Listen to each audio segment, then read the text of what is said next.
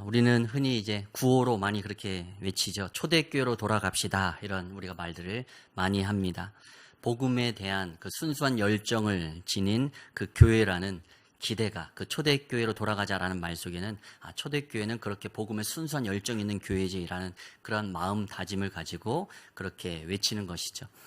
그런데 초대교회라고 다 좋고 또 다 모범적인 교회였을까? 문제가 하나도 없었을까? 그렇지 않다라는 것을 우리는 너무도 잘 알 수 있습니다. 고린도 전서를 통해서 보는 초대교회 중 하나인 이 고린도 교회도 그렇습니다. 우리가 초대교회를 돌아가자 이렇게 말하지만 우리가 보는 이 고린도 전서에 나오는 고린도 교회 내의 모습은 여러 가지 어려움들이 등장합니다. 그 중에 몇 가지를 말씀드리면 하나는 고린도 안에 있는 분쟁입니다. 우리가 잘 아는 바울파, 아볼로파, 베드로파, 예수파에 이르기까지 각각의 끼리끼리 당파를 지어서 하나 되지 못하는 어려움이 분쟁이 교회 안에 있었습니다. 또 고린도 교회 안에 어떤 문제가 있었는가? 극단적인 금욕주의와 극단적인 쾌락주의가 교회의 성도 안에 공존했습니다. 하나는 무엇인가 하면 하나님을 믿는 사람들은 육의 것을 멀리해야 된다라고 말하면서 이 육신의 것을 아예 터부시 여기고 부정하는 것입니다. 그런데 결혼해서 가정을 이루었음에도 불구하고 부부가 함께 잠을 자는 것을 거부하는 그런 일들이 고린도 교회 내에 문제로 등장했음을 우리가 고린도 전서를 통해서 보면 알 수 있습니다. 한편으로는 육을 아예 그냥 필요 없다 아니면 그렇게 하면 안 된다라고까지 극단적인 금욕주의로 갔던 사람들이 있는 반면에 또 반면에 극단적인 쾌락주의로 간 사람들이 있습니다. 우리의 구원은 영에 대한 것이니 우리가 예수 믿고 구원받는 것은 영의 것이고 육은 썩어져서 이 땅에서 없어질 것이니 우리의 몸은 이 땅에서 우리가 마음껏 즐기고 쓰면 된다라고 말하면서 음행을 행하는 자들 또한 교회 안에 있었습니다. 극과 극이죠. 한 사람은 육신의 것이 좋지 않다라고 여기면서 마땅히 행해야 될 것들을 행하지 않는 또한 사람들이 있었던 반면에 아니면 나의 욕심을 위해서 내 몸을 써도 좋다라는 이 극단적인 쾌락주의와 금욕주의가 고린도 교회 안에 공존했습니다. 또 성찬에 참여하는 태도에 대한 문제도 고린도 전서에 보면 나옵니다. 우리가 매달 첫째 주일날 성찬에 우리가 참여하는데요. 당시에는 이 성찬이 예배의 예식으로 딱 분리되어 있지 않고 식탁의 교제, 식사, 우리가 점심 식사하듯이 식사하면서 성찬이 함께 이어졌습니다. 그런데 이 주의 살과 피를 먹고 마시는 이 성찬이 함께 공평하게 함께 참여해서 진행되어야 되는데 먼저 퇴근하고 들어온 먼저 온 성도들이 함께 먼저 예배하고 식탁의 교제를 하다가 성만찬까지 다 하면서 떡도 또 포도주도 다 먹어버린 것입니다. 그래서 배부르게 먹고 취해버렸다라는 그런 부정적인 모습들이 고린도 교회 안에 기록되어져 있습니다. 반면 뒤늦게 일터에서 늦게 끝나서 뒤늦게 예배에 참여한 자들은 식사할 것도 모자랄 뿐만 아니라 성만찬 또한 참여하지 못하는 그런 문제가 생기게 된 것입니다. 먼저 온 자, 상대적으로 부유한 자들이죠. 뒤늦게 온 자, 늦게 퇴근하고 돌아온 그러한 가난한 형편에 있는 성도들입니다. 이 부한 자들과 가난한 자들 사이에 이 성만찬의 자리가 차별의 자리가 되어버린 것입니다. 이처럼 또 계속적으로 고린도 교회 내에 전설을 보면 계속 문제들이 등장하죠. 여러 문제들로 가득했습니다. 고린도 교회뿐만일까요? 고린도 교회뿐만 아니라 초대교회 시기로부터 또 이 땅에 있는 수많은 지금에 이르는 모든 교회들까지 수많은 문제와 과제와 또한 그런 기도 제목을 안고 신앙생활하는 것이 바로 우리의 모습입니다. 이 땅의 교회와 또 이 땅의 성도는 우리가 이렇게 흔히 말합니다. 이미와 아직 사이를 살아가고 있다. 하나님의 나라는 예수 그리스도를 통하여 초림, 이 땅에 먼저 임했습니다. 지금도 예수를 믿는 우리 가운데 그 하나님의 나라가 임한 줄 믿습니다. 우리는 예수 믿고 구원받은 존재입니다. 이미 임한 구원에 대한 성경의 말씀이 우리가 분명히 주어져 있죠. 그러나 그것이 끝이 아니죠. 완성될 때가 있는데 그것은 아직 이루어지지 않았습니다. 하나님의 나라가 이 땅 가운데 완전히 완성되지 않았습니다. 그래서 이미 이루어진 하나님의 나라, 구원이 있고 아직 이루지 못한 완성되지 못한 하나님의 나라 그 사이에 우리가 살아가고 있는 성도이고 또 그 성도들이 모인 교회이기 때문에 우리는 이상과 현실의 괴리를 경험할 수밖에 없는 것입니다. 문제가 많은 고린도 교회처럼 또 현실의 교회도, 이 땅의 현실의 교회도 완전할 수 없습니다. 그러나 낙심하지 말 것은 하나님께서 교회를 지키시고 또 하나님께서 교회를 통해서 지금까지 구원의 귀한 역사를 이어나가게 하셨다라는 사실입니다. 우리가 그렇게 흔히 고백합니다. 교회의 머리는 누구라고 고백하죠? 예수 그리스도, 하나님이십니다. 교회의 머리는 예수 그리스도이십니다. 모든 것을 다스리시고 주관하시는 분이 예수 그리스도시고 하나님이시라는 뜻입니다. 오늘도 우리의 모습은 부족하고 연약할지 몰라도 우리가 예수 그리스도의 이름 앞에 함께 모여 있습니다. 이 교회의 머리는 예수 그리스도이신 줄 믿습니다. 오늘도 교회의 머리 되신 예수님 앞에, 하나님 앞에 온 성도와 교회가 초점 맞추며 나아가게 될 때 오늘도 우리의 교회에 여러 가지 또 부족한 부분이 있을지라 할지라도, 우리의 개인 성도의 삶에 부족함이 있을지라 할지라도 하나님께서 이 모든 것을 통해서 결국은 하나님이 원하시는 선을 이루어 가실 줄 믿습니다. 오늘도 수많은 어려움 속에서 살아가는 이 땅의 성도와 교회들이지만 오늘도 머리 대신 예수 그리스도를 바라보며 그 믿음의 길 힘차게 걸어가는 우리 모두가 되기를 간절히 소망합니다. 이 고린도전서의 저자인 사도 바울은 고린도전서 12장, 13장, 14장 세 장에 걸쳐서 성령의 은사에 대해서 권면합니다. 지금 권면하는 건 뭐냐면 무슨 문제가 있기 때문에 권면하고 있는 것입니다. 이렇게 성령의 은사에 대해서 여러 가지 문제들이 있는데 너희들 이렇게 해라라고 권면을 하고 있는 것이죠.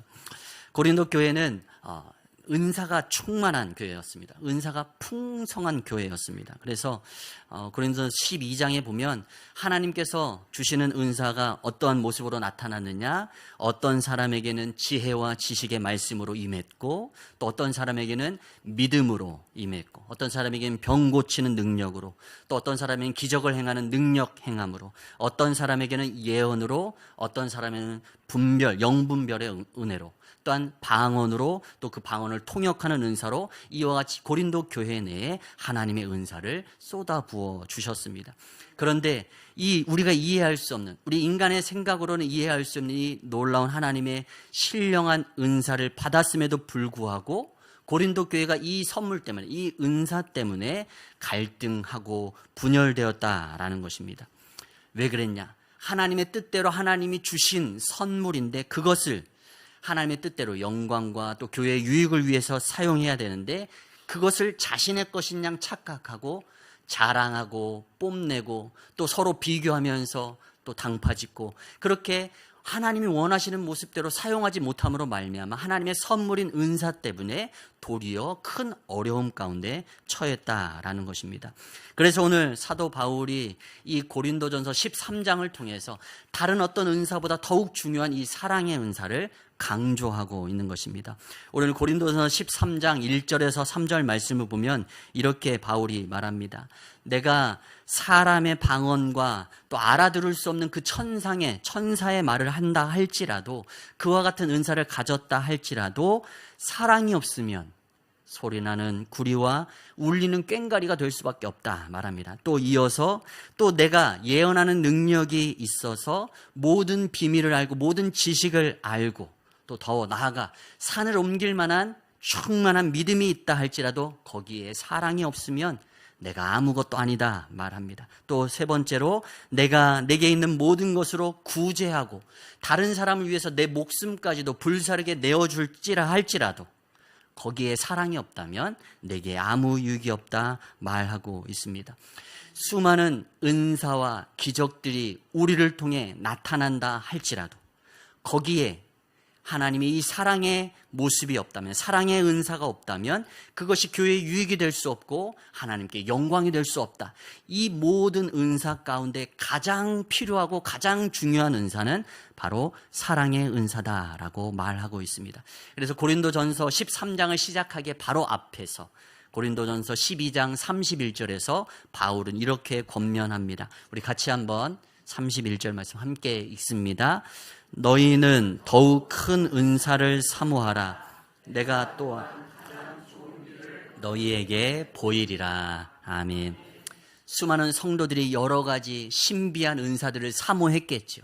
병 고치는 은사, 능력을 행하는 은사, 방언의 은사, 또 수많은 그 가르침의 은사, 모든 은사들을 사모했을 것입니다. 그러나 바울은 말합니다.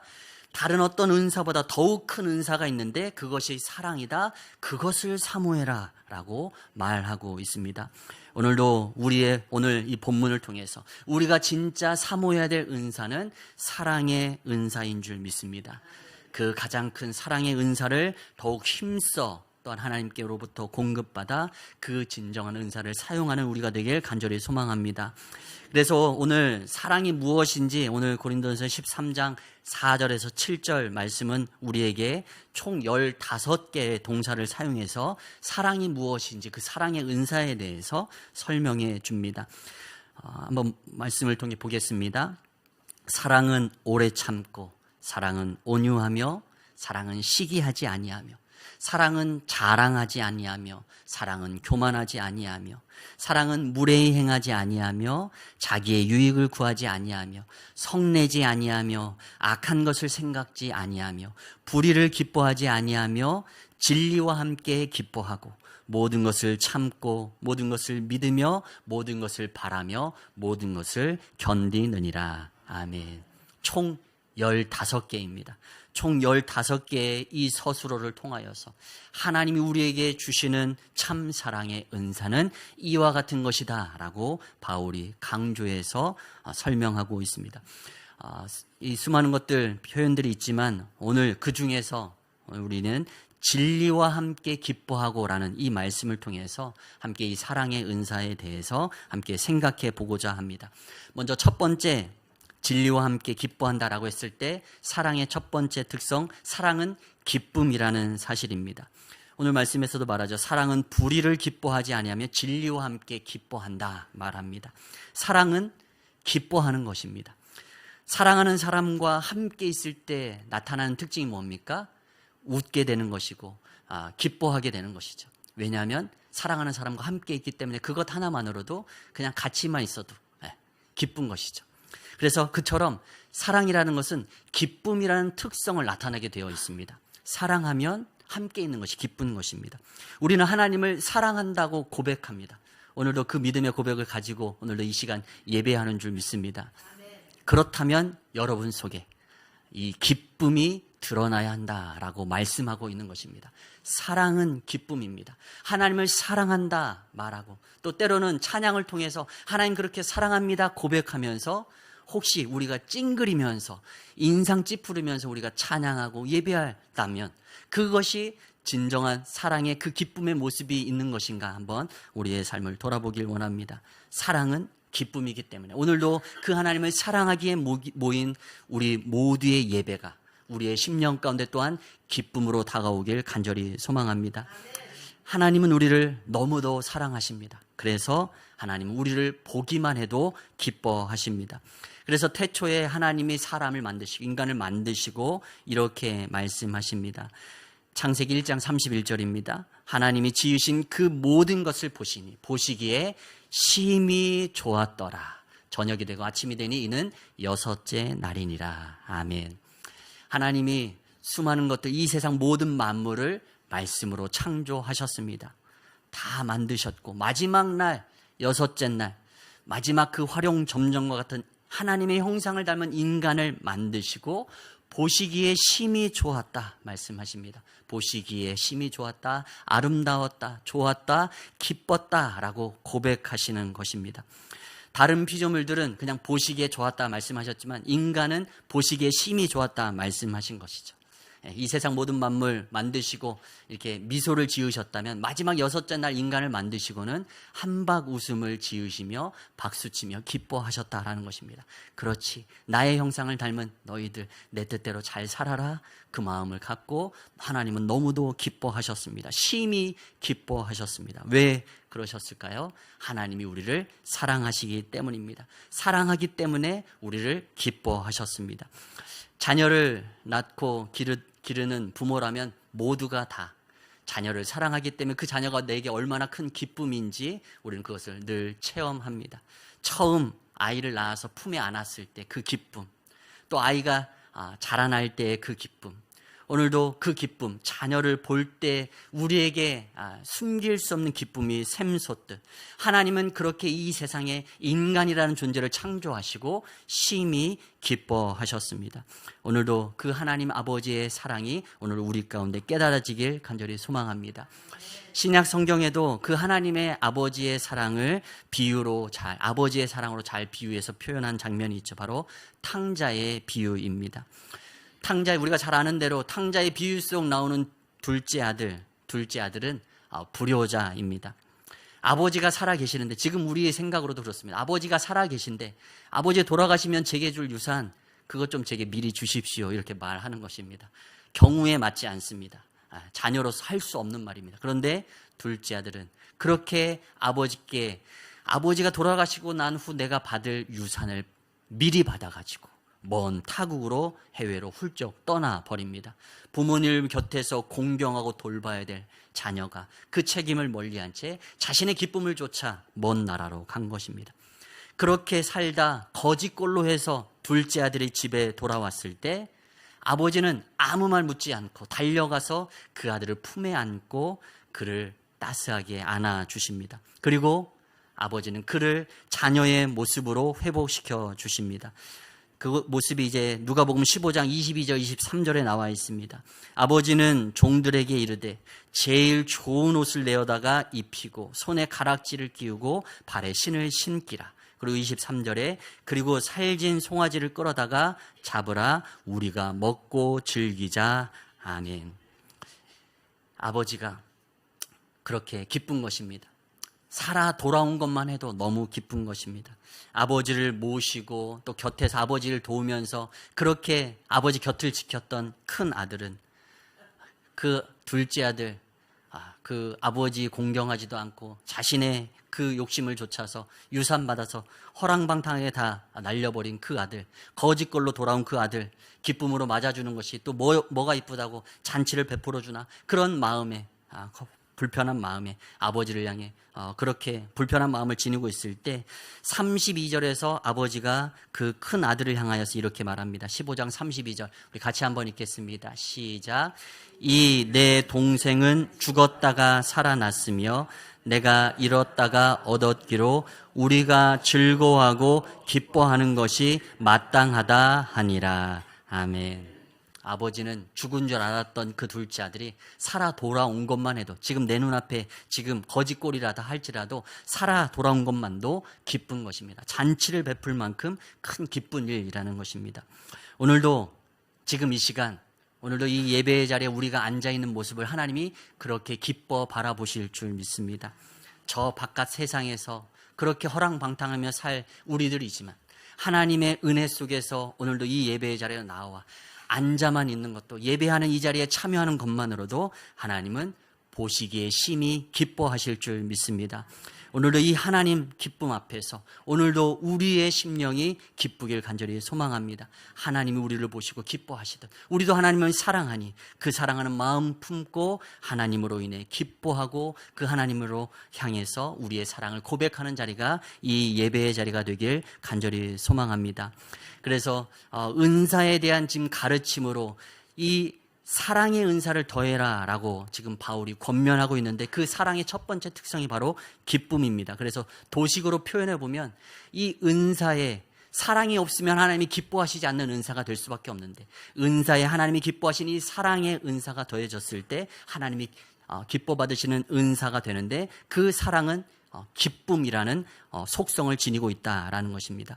하나님이 우리 각 사람에게 선물로 은사를 주셨습니다. 어떤 특별한 은사가 아닐지라도 믿음의 은사를 주셨고, 오늘도 우리에게 신실함의 은사를 주셨고, 또 많은 은사들을 우리에게 주셨습니다. 은사뿐만 아니라 우리에게 주신 직분과 사역도 같이 그렇게 사도 바울이 언급하고 있습니다. 은사와 직분과 사역, 이 모든 것이 하나님 우리를 사랑하시기 때문에 주신 선물이라는 사실입니다. 이 선물을 우리가 받아 누리는 태도가 어떠해야 되냐? 바로 기뻐하며 이 모든 것을 감당해야 된다라는 사실입니다. 하나님이 우리에게 은사를 주셨는데 그 은사를 하나님의 영광을 위해, 교회의 유익을 위해 기쁨으로 이것들을 감당했을 때 하나님이 기뻐하시는 은사와 직분과 사역이 되는 줄 믿습니다. 그런데 고린도 교회 성도들은 이 은사를 받고서 내 것으로 여기고 그것을 선물로 여기는 것이 아니라 내 것으로 여기고 네가 더 잘났니, 내게 더 좋으니 남으니 나쁘니 뭐 시기하고 질투하고 자랑하고 교만하면서 그렇게 갈등했던 모습이 고린도 교회 성도들의 모습이었던 것입니다. 오늘도 우리는 하나님께서 주신 은사와 직분과 사역을 이 사랑의 은사로 말미암아서 기쁨으로 감당해 내야 될 줄 믿습니다. 하나님을 사랑하는 마음으로 또 성도를 사랑하는 마음으로 그것을 감당하게 될 때 우리 모두가 그 은사와 직분과 사명의 자리 가운데 기쁨으로 감당할 수 있게 되는 줄 믿습니다. 사랑은 기쁨입니다. 다윗을 보면 하나님의 법궤가 다윗성으로 들어올 때 춤추면서 바지가 내려오는 줄도 모르고 왕이 백성들 앞에서 춤추면서 그 법궤를 맞이했다라고 기록하고 있습니다. 하나님을 사랑하기에 하나님의 법궤가 들어오는 것을 그렇게 기뻐했던 것입니다. 오늘도 사랑의 첫 번째 속성이 기쁨입니다. 하나님을 사랑하기에 오늘도 이 예배의 자리가 다윗처럼 하나님을 향한 기쁨으로 충만하길 간절히 소망합니다. 그리고 우리에게 더하여 주신 선물과 같은 은사와 직분과 사역도 그렇게 기쁨으로 감당하길 간절히 소망합니다. 두 번째, 사랑의 두 번째 속성입니다. 사랑은 기뻐하되 함께 기뻐하는 것입니다. 사랑의 특징은 함께의 정신입니다. 또 더 나아가서 함께 기뻐하고 또 힘든 일이 있으면 함께 슬퍼하고 아파하는 것, 그것이 바로 사랑의 은사요, 하나님이 원하시는 사랑의 모습인 줄 믿습니다. 하나님이 우리를 부부로 이렇게 맞아서 가정을 만들어 주십니다. 하나님의 뜻과 계획 속에 남편과 아내가 사랑으로 함께 한 공동체를 이루게 됩니다. 결혼은 하나님께서 내게 주신 영원한 내 편이 생기는 일이 바로 결혼이라고 말할 수 있을 것 같습니다. 어떠한 일이 있어도 돕는 배필로서 남편이 아내를 위해서 또 아내가 남편을 위해서 항상 나의 편이 되어주는 사람, 그래서 그렇게 일평생 동반자로 하나님께서 돕는 배필로 가정에 나의 배우자를 그렇게 우리에게 허락해 주신 줄 믿습니다. 사랑하는데 그것이 바로 힘들고 어려운 일들에서도 굴하지 않고 변하지 않는 그러한 사랑이 되지 않는다면 그것이 그 사랑이 진짜 사랑이라고 할 수 없을 것입니다. 진짜 사랑은 기쁨뿐만 아니라 힘들고 어려울 때도 내 편이 되어줘서 내 곁에서 함께 위로해주고 격려해주는 내 입장이 되어서 나를 위로해주고 변함없이 내 편이 되어주는 그것이 바로 진정한 사랑의 모습, 함께의 모습인 줄 믿습니다. 그래서 사랑은 함께 하는 것입니다. 교회 공동체에는 바로 이와 같은 함께의 정신으로 하나 되어야 될 줄 믿습니다. 오늘도 고린도 교회에 부어진 은사에 사랑의 은사가 필요한데 이 사랑의 은사는 또 다른 말로는 함께라는 말로 표현해 볼 수 있을 것입니다. 그래서 고린도전서 12장 26절은 이렇게 우리에게 교훈합니다. 우리 같이 한번 26절, 12장 26절 말씀 함께 읽겠습니다. 만일 한 지체가 고통을 받으면 모든 지체가 함께 고통을 받고 한 지체가 영광을 얻으면 모든 지체가 함께 즐거워하느니라. 아멘. 몸을 비유해서 교회의 성도를 관계를 그렇게 바울이 묘사하고 있습니다. 교회는 한 몸이고 한 지체다라는 것이죠. 우리가 새끼손가락 하나만 아파도 온 몸이 몸살을 앓습니다. 그것이 손가락만의 문제는 아니죠. 온 몸이 그렇게 함께 아파하는 것입니다. 교회 또한 마찬가지입니다. 아픈 일, 힘든 일이 있으면 온 교회가 함께 아파하는 것, 그리고 기쁜 일이 있으면 함께 즐거워하는 것, 그렇게 함께 나아가는 공동체가 바로 하나님이 기뻐하시는 교회의 모습인 줄 믿습니다. 교회의 사역도 마찬가지입니다. 교회의 사역을 감당하면서 우리는 이 함께의 정신으로 감당해야 할 줄 믿습니다. 서로 다를 수 있습니다. 그러나 그것을 우리가 서로 다르다고 다투고 짜증내고 왜 이것밖에 안 돼, 왜 나와 달라라고 말한다면 그것은 하나 되어야 될 교회의 모습을 잃어버린 것이라 할 수 있겠죠. 오늘 내게 주신 은사와 직분과 사역, 신앙생활하며 함께 감당할 때 우리가 이 사랑의 정신, 함께의 정신으로 이 교회 모든 믿음의 사역들을 감당해내길 간절히 소망합니다. 그렇게 함께 협력하게 될 때, 합력할 때 우리의 교회는 더욱 풍성해지는 줄 믿습니다. 모두가 다 눈의 역할을 하고 모두가 다 드러나는 얼굴의 역할만을 한다고 한다면 교회는 아무 일도 되어지지 않을 것입니다. 그러나 누군가는 보이지 않는 곳에서 보이지 않게 헌신하고 수고하는 분들이 있기 때문에 교회가 움직여지고 또 하나님의 보시기 아름다운 모습으로 세워져 가게 되는 줄 믿습니다. 사랑의 모습의 또 하나의 특성은 바로 함께입니다. 교회가 그렇게 함께의 정신으로 하나 되어져서 하나님이 주시는 그 사랑의 기쁨을 충만하게 누리는 믿음의 우리 공동체 되길 간절히 소망합니다. 세 번째, 마지막으로 사랑은 함께 하되 진리와 함께 기뻐한다라고 오늘 말씀은 우리에게 말해주고 있습니다. 불의를 기뻐하지 않고 진리와 함께 기뻐한다라고 말하고 있습니다. 함께의 정신 속에는 이 진리가 필요하다라는 것입니다. 교회라는 곳이 서로 함께 모여서 기뻐하기 위해서 모인 공간은 아니죠. 하나님의 말씀의 뜻대로 모인 곳이 바로 교회라는 믿음의 공동체인 줄 믿습니다. 그렇게 하나님의 말씀을 중심으로 하나님의 뜻대로 하나 되어져서 기쁨을 누리는 곳이 바로 교회여야 할 줄 믿습니다. 사랑엔 그래서 진리와 함께 사랑 함께 기뻐하며 사랑하는 것이 필요한데 언젠가 이런 기사를 본 적이 있습니다. 살인 사건이 있었는데 좀 어처구니 없는 좀 황당한 살인 사건입니다. 20대 초반의 젊은 남자와 여자 옛 예인이 서로 만났는데 찾아와서 눈물로 호소한 것입니다. 요새 내가 너무도 힘든데 나 좀 도와줘. 나 좀 죽여줘. 이렇게 말을 했다는 겁니다. 그런데 그 남자가 찾아온 그 옛 여인을 그래서 그 사람이 너무 힘들어하니까 목 졸라 살인을 했다라는 것이죠. 그래서 죽고 그 사람은 감옥에 가고 이런 일이 있었다는 거죠. 사랑하는 예인이 그토록 고통스러워서 사랑하는 마음으로 목 졸라 죽였다. 이거 말이 안 되는 거지 않습니까? 근데 말이 안 되는 거죠. 사랑을 하되 진리와 함께 기뻐하고 사랑해야 된다라는 말을 할 때 이 기사가 항상 생각이 납니다. 과연 옳은 행동인가? 그 사랑이 진짜 참 사랑인가? 이런 생각을 해보아야 하는 것이죠. 오늘도 사랑은 함께 하는 것인데 아픔과 고통을 함께 나누는 것인데 그 사랑에는 진리가 포함되어 있어야 합니다.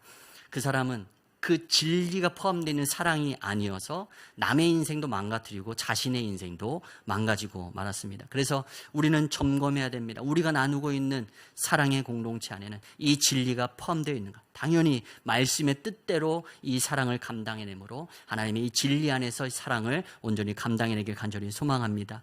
그래서 은사의 사랑이 필요한데 이 사랑은 어떠한 모습의 속성을 가지고 있냐? 진리라는 속성을 가지고 있다라는 것입니다. 하나님이 주신 은사와 직분과 사역을 감당할 때 사랑이 있어야 합니다. 그런데 우리가 사랑이라고 하면 무턱대고 다 덮어주고 그냥 다 용인해 주는 것이 사랑이라고 여길 수 있는데 그렇지 않다라는 것이죠. 사랑에는 진리가 있어야 합니다. 바른 사랑이 있는 것입니다. 하나님의 뜻대로 하나님의 목적대로 은사와 직분과 사역이 감당되어져야 진리 안에서 함께 기뻐할 수 있는 믿음의 공동체가 될 줄 믿습니다. 앞에서 말한 두 가지의 사랑의 속성, 함께 기뻐하는 것, 그것만으로 교회 공동체가 이루어지지 않습니다. 하나님의 뜻에 부합해야 하는 것이죠. 하나님 우리에게 주신 선물인 은사와 직분과 사역도 마찬가지입니다. 하나님의 그 은사와 직분과 사역을 사랑의 속성인 진리로 하나님의 뜻대로 잘 감당해냈을 때 하나님께 영광을 돌려드리고 또 하나님의 교회에 유익을 미치게 되는 줄 믿습니다. 고린도전서 10장 23절에 이런 말씀이 있습니다. 모든 것이 가하나 모든 것이 유익한 것은 아니요 모든 것이 가하나 모든 것이 덕을 세우는 것은 아니다 말씀합니다. 오늘도 우리에게 맡기신 은사와 직분과 사역 그것을 하나님의 진리인 하나님의 뜻의 말씀에 비추어 우리의 사역을 진리로 감당해내야 될 줄 믿습니다. 그럴 때 그것이 우리의 사역을 통하여서 하나님께 영광이요 또 교회에 큰 유익을 미치게 될 줄 믿습니다. 말씀을 정리합니다. 사랑은 기뻐하는 것이다. 사랑은 또한 함께 기뻐하는 것이다. 사랑은 진리와 함께 기뻐하는 것이다. 오늘도 바울이 권면하듯 진리와 함께 기뻐하는 이 사랑의 은사를 하나님으로부터 공급받아서 하나님의 영광과 또 교회의 유익을 위해 쓰임받는 우리 모두가 되기를 간절히 소망합니다.